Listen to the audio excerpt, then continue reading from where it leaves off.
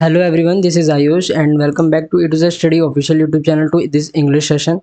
Okay ये आइए अग्निवीर वायु के लिए इंग्लिश क्लासेस चल रही हैं 25 दिन में 25 plus mock test mission 500 plus चल रहा है आपका। ठीक है, सेट नंबर 9 है। पिछली 8 क्लासेस हो गई हैं, प्लेलिस्ट में एडिट है। डिस्क्रिप्शन जो प्लेलिस्ट का है वो लिस्ट प्लेलिस्ट का जो लिंक है वो डिस्क्रिप्शन में है, तो आप वहाँ पे जाके चेक कर सकते हैं। साइंस का मतलब है यहाँ पे एक्स ग्रुप और आपका अदर देन साइंस का मतलब है वाई ग्रुप, तो ये दोनों के लिए क्लासेस हैं।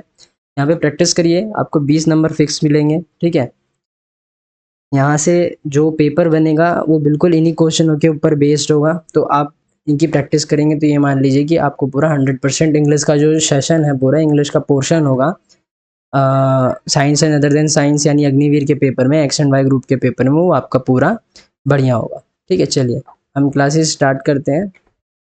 डायरेक्शन, ठीक है। Read the passage given below and answer the question that follows. Mumbai जो है इंडिया का एंटरटेनमेंट कैपिटल है और बॉलीवुड के लिए एक घर है, और यहाँ पे सबसे ज़्यादा प्रोडक्टिव है ये। ठीक है, एज अ क्यों,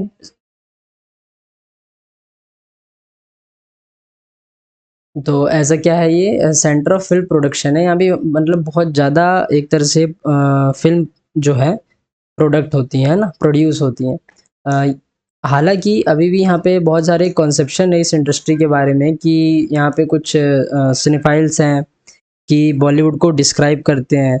इम्पेरेटिव है कि एक बॉलीवुड क्या नहीं है। Bollywood Indian film making industry का पूरा नाम नहीं है। ठीक है, ये हिंदी फिल्म इंडस्ट्री का पूरा नाम है। Films are made in various other languages in India, और भी तरह की होती हैं, जैसे कि आपका टॉलीवुड हो या जो तमिल लैंग्वेज होता है। ठीक है, बिहाइंड नॉलीवुड नाइजीरिया इक्विवेलेंट। ठीक है, सेंसर इंडिया सेंसर बोर्ड के हिसाब से 1600 फिल्में प्रोड्यूस हुई थी, कब, 2012 में।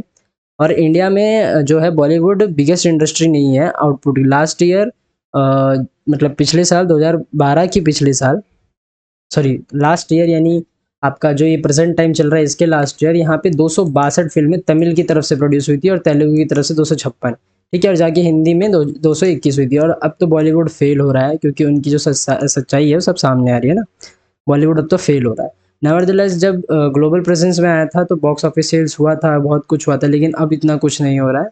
इसलिए अब बस जो नाम था वही रखा गया, इसका बहुत पुराना नाम हो गया, अब एक दिन चेंज भी हो जाएगा। India's other film industry, Mumbai's of other cities. चलिए नेक्स्ट क्वेश्चन की ओर इसके क्वेश्चन करते हैं।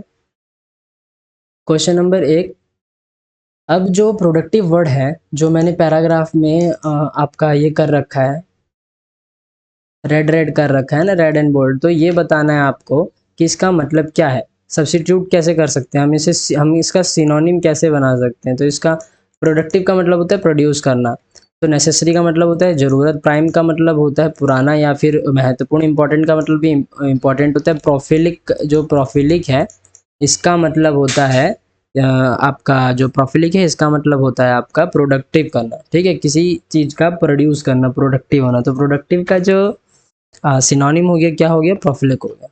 क्वेश्चन नंबर 2, इंडिया का एंटरटेनमेंट कैपिटल किसे कहते हैं, वो मुंबई को ही कहते हैं। ओके, चलिए नेक्स्ट क्वेश्चन की ओर बढ़ते हैं।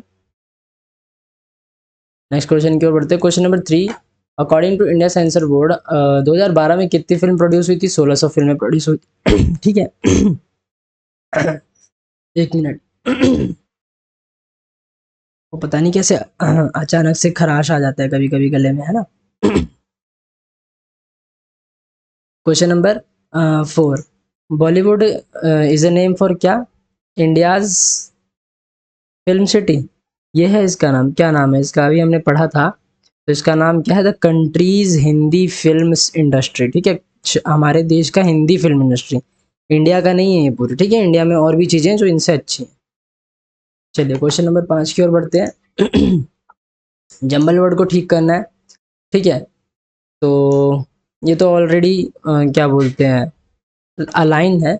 There should be no wet patch. Wet patch का मतलब होता है आपका जो पडल्स होते हैं ना, पडल्स जैसे कहीं पे पानी भर के छोड़ दिया है ना, गड्ढे हो जाते हैं, गड्ढे में बारिश का पानी जम जाता है, तो वहाँ पे देखे होंगे आपने लार्वा पैदा होने लगते हैं, मतलब जहाँ पे मॉस्किटो ब्रीड करते हैं, है ना।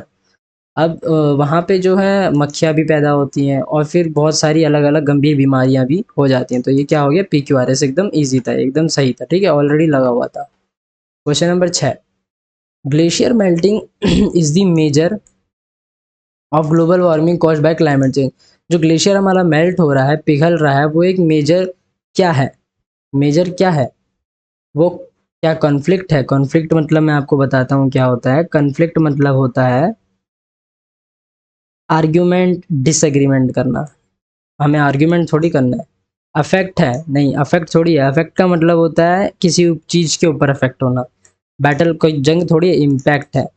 जो ग्लेशियर मेल्टिंग है वो ग्लोबल वार्मिंग को क्या कर रहा है? इम्पैक्ट कर रहा है। इम्पैक्ट किसका है? ग्लोबल वार्मिंग का, क्लाइमेट चेंज की वजह से जो ग्लेशियर मेल्ट हो रहा है हमारा। ओके, ऐसे पहचानना है हमें। क्वेश्चन नंबर 7, इसके लिए आपकी वोकैब जो है वो ठीक होनी चाहिए, इसलिए इसमें आप जुड़े रहिए पूरे 25 तारीख तक, है ना, जब तक आपके एडमिट कार्ड्स नहीं आ जाते तब तक।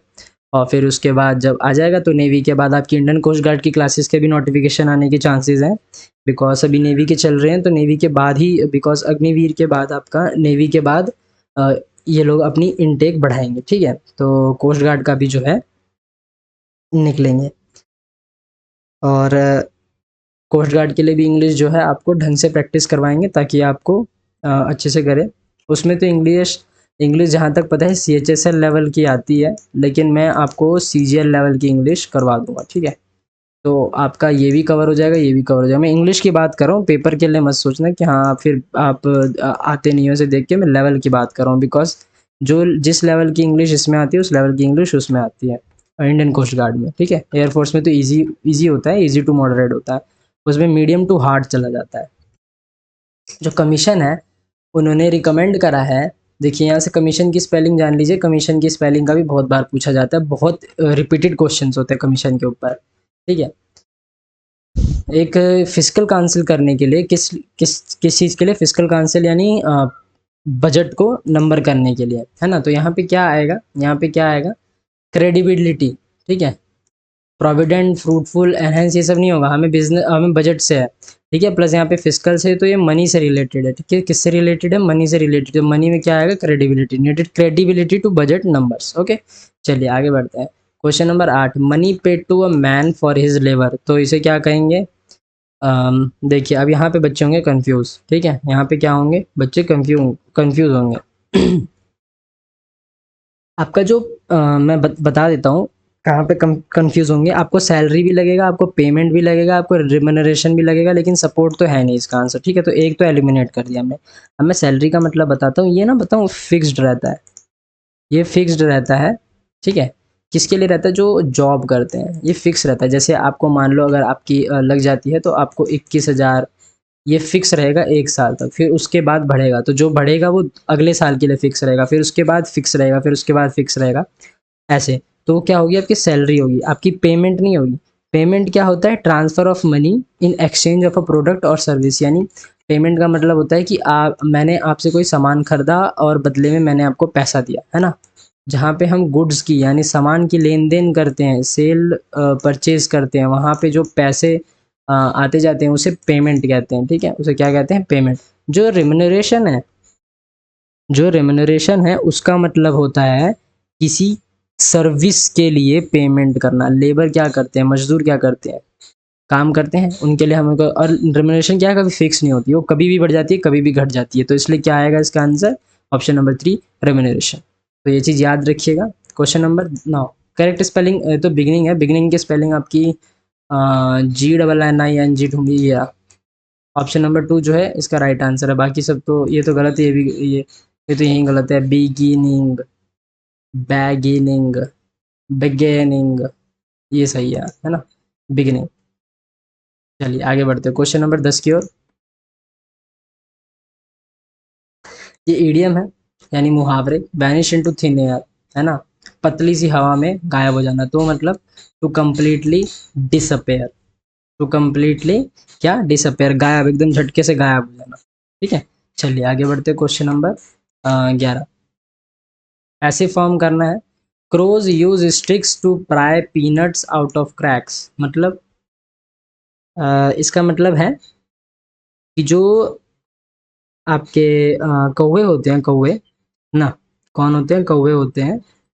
वो लकड़ियों का इस्तेमाल करते हैं। किस चीज़ के लिए इस्तेमाल करते हैं? ताकि वो उसमें से कुछ निकाल पाए। किसमें से? आपका जो क्रैक्स क्रैक्स एक तरह से मान लीजिए कि मटके की बात करें, जो टूटे फूटे मटके होते हैं, है ना, इन सब चीज़ों की। तो जो इसका पैसिव फॉर्म होगा वो होगा हमारा आउट ऑफ क्रैक्स होगा ना। स्टिक्स है हमारा सब्जेक्ट इस बार। सब्जेक्ट क्या है हमारा? ऑब्जेक्ट है हमारा स्टिक्स, क्योंकि यहाँ पे स्टिक से काम करा जा रहा है। क्योंकि क्या है यहाँ पे, क्या करा जा रहा है? स्टिक से काम करा जा रहा है। तो स्टिक्स आर यूज्ड, है ना, बिकॉज हैव बीन यूज्ड, उसको इस्तेमाल करा जा रहा है। स्टिक्स टू ये तो स्टिक्स आर बीइंग यूज्ड, ये भी नहीं होगा। Sticks are used by crows, कौवों के द्वारा जो है लकड़ियों का इस्तेमाल करा जाना, ताकि वो मूंगफली जो है मटके के अंदर से निकाल सके। ये होगा आपका पैसिव। ठीक है, चलिए question number 12, indirect direct speech है। जो रिसेप्शनिस्ट, जो आपका रिसेप्शनिस्ट होते हैं, इन्होंने विजिटर से कहा कि क्या तुम्हारी बेटी फार्मेसी, फार्मेसी मतलब होती है मेडिसिन की पढ़ाई, ठीक है, फार्मेसी का जो डिग्री है, कोर्स है, करना चाहती है इस कॉलेज में, ऐसा जो है कहा गया। ओके, तो इसका जो है इसका जो है आपका हिंदी क्या बनेगा, है ना? इसका जो है आपका हिंदी क्या बन सकता है? चलिए हिंदी कह रहा हूँ, डायरेक्ट स्पीच क्या लगेगा? लगेगा रिसेप्शनिस्ट ने बोला, तो इसका मतलब यहाँ पे क्वेश्चन मार्क है, तो इसका मतलब उसने पूछा होगा। तो यहाँ पे पूछने वाला एक ही है, asked.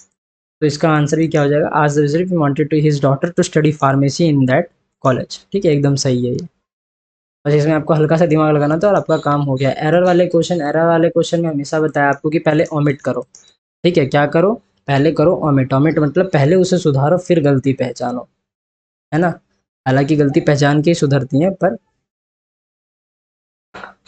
each and every resident of the society are demanding a 24 hour power supply. तो यहाँ पे गलती तो साफ दिख रही है। ठीक है, ईच एंड एवरी रेसिडेंट, देखिए जहाँ पे हमें प्लूरल करना होता है, ठीक है, जहाँ पे हमें प्लूरल करना होता है, हम वहाँ पे हम एक एक व्यक्ति को नहीं करते। अगर हम एक एक व्यक्ति को गिनते हैं ना, जैसे कि मान लिए ईच एंड एवरी रेसिडेंट, यानी यहाँ पे एक एक व्यक्ति की बात हो रही है, तो यहाँ पे आर नहीं आएगा, यहाँ पे इज आएगा। ठीक है, each and every resident of this society is demanding a 24 hour supply. Are इसलिए नहीं आएगा बिकॉज यहाँ पे अपने आप ही इसे सिंगुलर कर दिया है, एक एक। ठीक है, यहाँ पे रेसिडेंट्स नहीं लगा है, क्योंकि यहाँ पे ईच एंड एवरी है, तो यहाँ पे एस आएगा भी नहीं। ठीक है, एस जो है यहाँ पे आएगा भी नहीं। कहाँ गलती है? हमारा बी में गलती है। चलिए आगे बढ़ते हैं। नो एरर वाले क्वेश्चन, जो कूर्ग है, ये यहाँ पे कॉफ़ी वॉफ़ी की जो है बायोडाइवर्सिटी होती है, यहाँ पे लोग बाग घूमने आते हैं। तो हम इसका पैसिव फॉर्म इसमें से हम क्या करते हैं? Coorg can often be find. पहली बात तो ये ऑफन आया है, तो इसका मतलब ये पास्ट में चला गया। अगर ये पास्ट में चला गया तो ये फाउंड आएगा। ठीक है, तो यहीं पे गलती पकड़ी गई, है ना। ऑफन आया है तो पास्ट आएगा। ठीक है, पैसिव फॉर्म में वर्ब की थर्ड फॉर्म इस्तेमाल होती है, फाइंड आफ्टर। ठीक है, तो ये सब थोड़ा जो है बी, ऑफन बी फाउंड होगा यहाँ पे। ठीक है, बिकॉज आपका जो ऑफन लग गया है प्लस बी भी लग गया है, तो ये अपने आप ही बता रहा है कि ये पास्ट फॉर्म में। तो आपको ऐसे पहचानना पड़ेगा थोड़े से क्रेडिट। ये तो देखिए, मैंने आपको बता दिया। ठीक है, ये मैंने आपको बता दिया। इसी को आप 5 बार पढ़ोगे ना, तब भी आपको समझ में नहीं आएगा। फिर आप कहोगे कि ये हार्ड है। ठीक है, फिर आप कहोगे ये हार्ड है, मैंने छूटते ही बता दिया, तो आपको लग रहा है ईजी है। ऐसे ही क्वेश्चन आते हैं। क्वेश्चन नंबर 15, अश्वत्थामा जो है एक क्लास का सबसे क्या है यहाँ पे, यानी सबसे होशियार बच्चा है। अगर सबसे होशियार है तो यहाँ पे सुपीरियर क्वालिटी आएगी। सुपीरियर क्या होगी? स्मार्टेस्ट। सबसे स्मार्टेस्ट जो है लड़का है कौन? अश्वत्थामा। चलिए आगे बढ़ते हैं क्वेश्चन नंबर 16 की ओर। फिल इन द ब्लैंक्स करने हैं। Reporters in organisation have worked dash the clock to provide updates on the कोविड-19 क्राइसिस। तो यहाँ पे बताऊँ क्या आएगा? अगर घड़ी समय के साथ काम करा है, समय के साथ, यानी समय के साथ काम करा है एकदम। इसके कहने का मतलब है आपका अराउंड का मतलब जो हो जाता है कि एक मूवमेंट को शो करता है, ठीक है। इन्होंने समय के साथ काम किया, यानी ये लगे रहे लगातार, इसलिए अराउंड आएगा, बिहाइंड नहीं आएगा, अलोंग नहीं आएगा, ऑफ नहीं आएगा, ठीक है। समझ गए आप? चलिए आगे बढ़ते। कोई डाउट हो तो कमेंट बॉक्स में पूछ लीजिएगा। क्वेश्चन नंबर 17, या फिर टेलीग्राम पे जो वीडियो की लिंक डाल देते हैं, उसमें कमेंट बॉक्स जो कमेंट का है उसका ऑप्शन आता है, प्लस पीडीएफ में जो है कमेंट का ऑप्शन आता है, तो आप उसमें भी डाल सकते हैं। नाउन, नाउन फॉर्म करना है इसका। मूव का क्या होगा, अब यहाँ पे आप ढूंढिए, क्या ढूंढेंगे, ईएनटी ढूंढिए, ठीक है। मूवमेंट का मूवमेंट हो जाएगा, ठीक है। क्या हो जाएगा, मूवमेंट हो जाएगा। चलिए आगे बढ़ते हैं। क्वेश्चन नंबर 18 अथॉरिटी का वर्ब फॉर्म क्या होगा, ठीक है।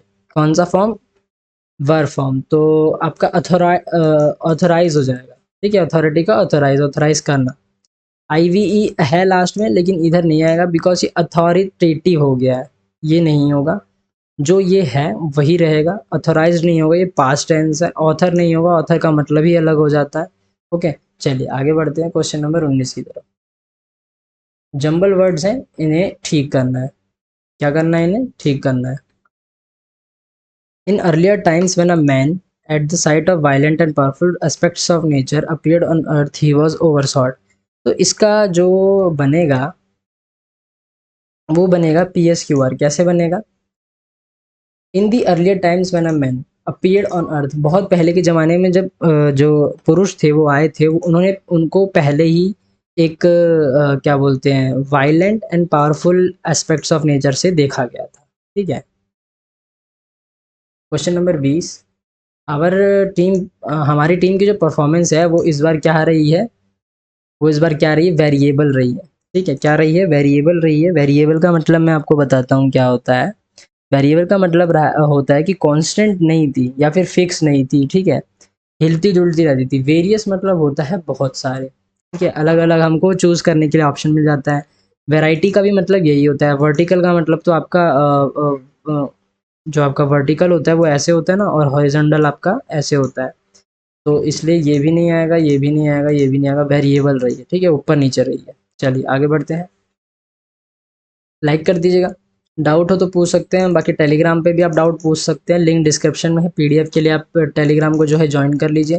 प्लेलिस्ट की लिंक डिस्क्रिप्शन में है। एक और बार बता देता हूँ आपको कि आपको कोई भी वीडियो ढूंढने में आसानी ना हो। बाकी की 8 क्लास जो है हो चुकी हैं, तो आप प्लेलिस्ट में जाके देख सकते हैं, रिवाइज कर सकते हैं। ओके जी, चलिए अब आगे बढ़ते हैं। और एक इन्फॉर्मेशन देना चाहता हूँ। देखो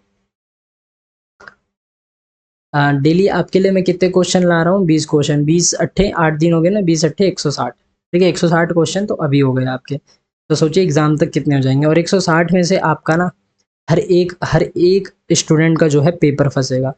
हर एक स्टूडेंट का पेपर फंसेगा 160 क्वेश्चन में से। अभी तो ये और बढ़ेंगे, कल 10 दिन में आपका 200 हो जाएंगे, ठीक है। 20 दिन में 400। तो ये अभी आपके और बढ़ेंगे। और या ये चीज़ को ध्यान रखना बस कि इसमें से क्वेश्चन आपके ज़रूर फंसेंगे हर एक मॉक टेस्ट में से। चलिए आपको ये पीडीएफ मिल जाएगी, तो इसका मॉक टेस्ट लगाइएगा, प्रैक्टिस करिएगा जम के, ठीक है। और आपके पास जो भी बुक है आप उससे प्रैक्टिस करिए। जिनके पास नहीं है वो बिल्कुल भी ना खरीदें, इससे प्रैक्टिस करें, ठीक है। जब बुक खरीदने के लिए टाइम दिया जाएगा तब खरीदना, जब आपके पास टाइम होगा, जब आप सोच सकते हो कि हाँ आप पूरी की पूरी बुक पढ़ सकते हो आराम से। ओके, चलिए अब कल मिलते हैं। जय हिंद, जय भारत।